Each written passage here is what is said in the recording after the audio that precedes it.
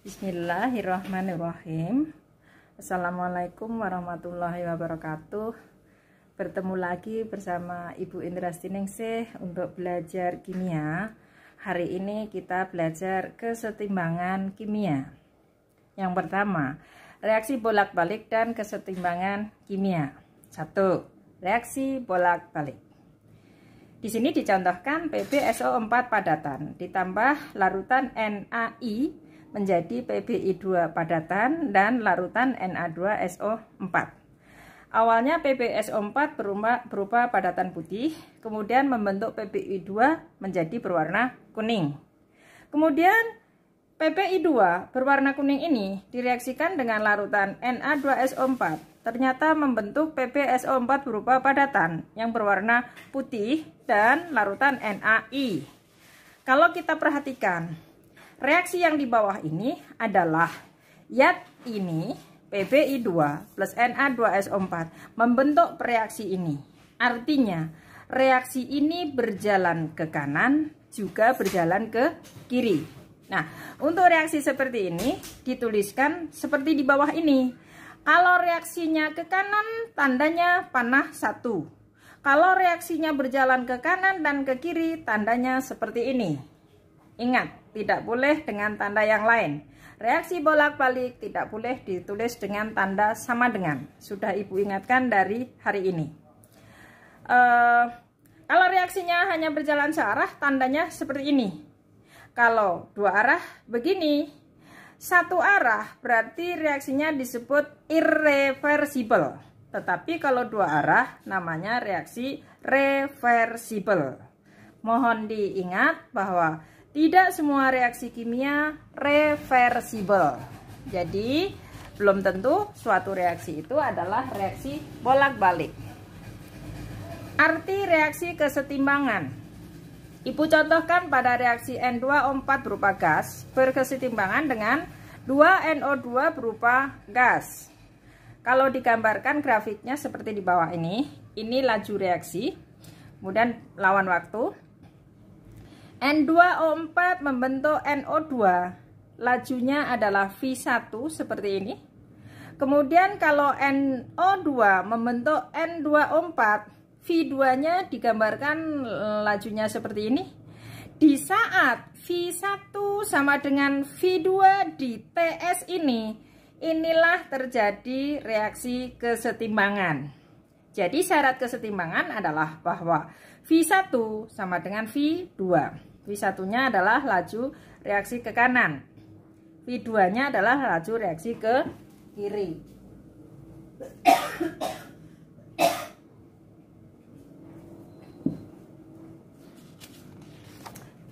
Di dalam reaksi kesetimbangan kimia, ini disebut reaksi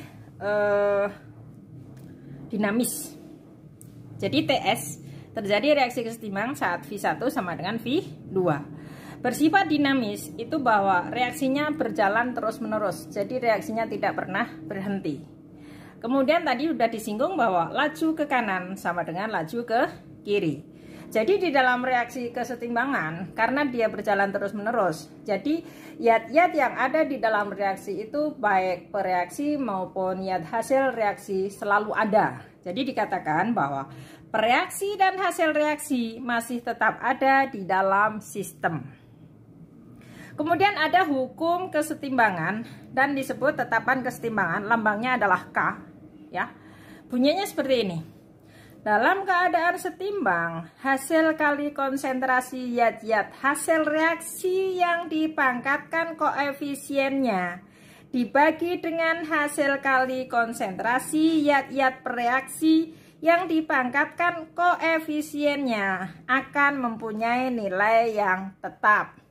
Kalian tidak usah khawatir, kata-katanya sangat panjang, tapi ini simpel sekali kalau kalian memperhatikan yang Ibu jelaskan berikut.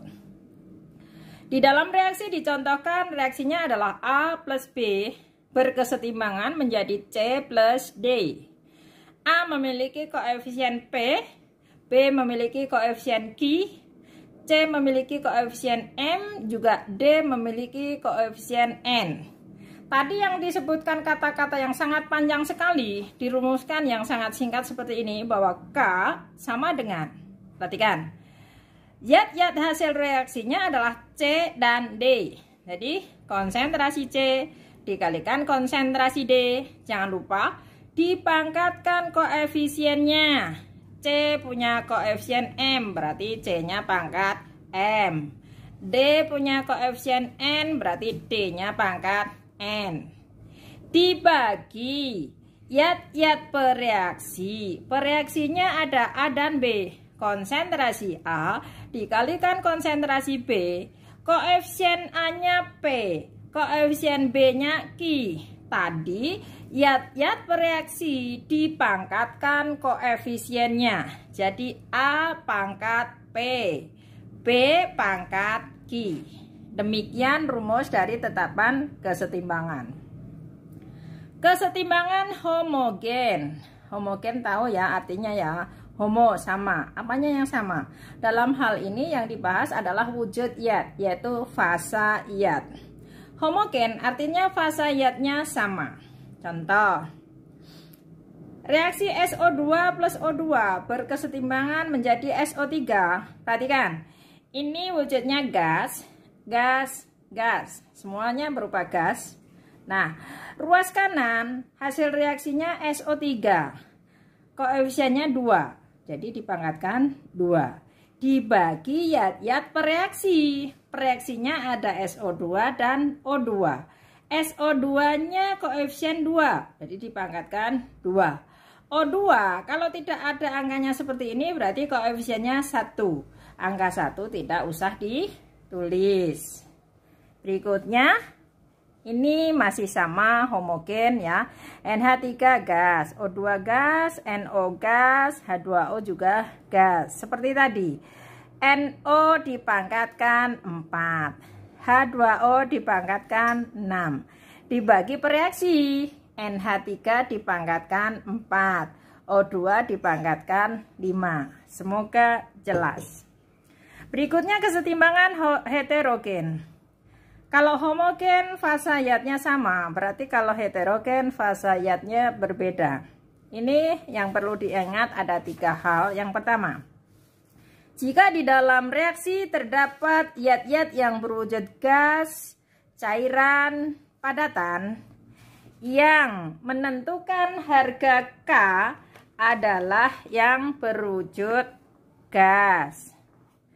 Kalau ada larutan, cairan, padatan, yang menentukan adalah yang berupa larutan. Kalau terdapat zat yang berupa larutan, cairan, padatan, dan gas, yang berpengaruh di dalam hitungan K-nya adalah G. Semoga jelas ya. Contoh, NH42S padat berkesetimbangan menjadi NH3 gas plus H2S gas. Perhatikan, di sini ada wujud apa saja? Padat, gas, gas. Siapa yang menentukan kalau ada padat dan gas? Padat dan gas, berarti yang menentukan hanya yang berupa gas. Jadi yang berupa padat ini tidak menentukan. Artinya apa? Bereaksi itu di bawah menjadi penyebut, berarti nanti tidak ada penyebutnya. Jadi tinggal pembilang. Ruas kanannya adalah ada NH3, H3, koefisiennya 2, dipangkatkan 2. Ada H2S, jadi ini dikalikan H2S. Kalau tidak ada berarti ini koefisiennya 1, angka 1 tidak usah ditulis. Untuk contoh soal yang B, perhatikan. Di sini ada C berupa padatan ditambah H2O berupa gas, berkesetimbangan menjadi CO berupa gas dan H2 berupa gas. Di sini ada fasa padat, gas, gas, gas. Jadi dalam reaksi ini ada fasa padat dan fasa gas. Yang menentukan adalah yang berupa gas. Artinya yang berupa padatan ini tidak menentukan harga K. Jadi kita tuliskan harga K sama dengan zat-zat hasil reaksi, yaitu ada CO dan ada H2. Kita tuliskan konsentrasi CO koefisiennya 1, angka 1 tidak usah ditulis. H2 koefisiennya 1, kalau tidak ditulis seperti ini berarti koefisiennya 1. Angka 1 untuk pangkatnya tidak usah ditulis. Dibagi dengan zat pereaksi, yaitu H2O. Konsentrasi H2O koefisiennya 1, angka 1 juga tidak usah ditulis.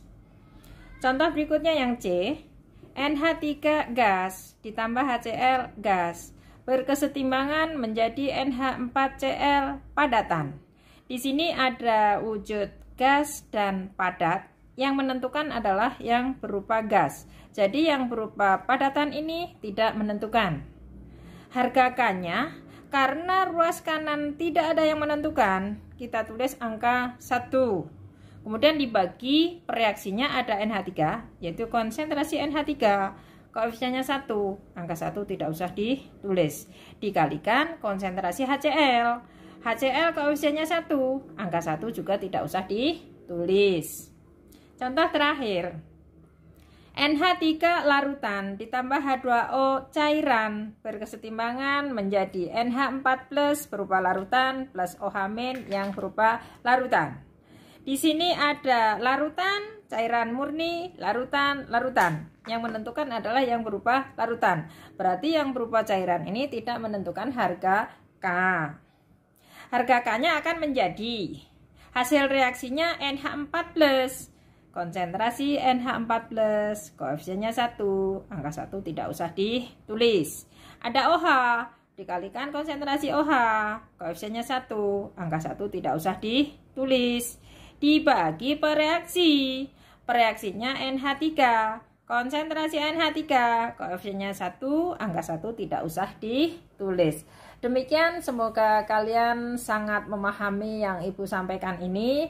Kemudian berikut ini ada 5 soal untuk latihan. Semoga kalian cukup jelas dan tidak ada masalah dengan mengerjakan soal latihan ini. Selamat belajar, semoga sukses selalu, semoga bermanfaat, dan ketemu bersama Ibu lagi pada pertemuan yang akan datang. Sampai ketemu lagi. Terima kasih. Wassalamualaikum warahmatullahi wabarakatuh.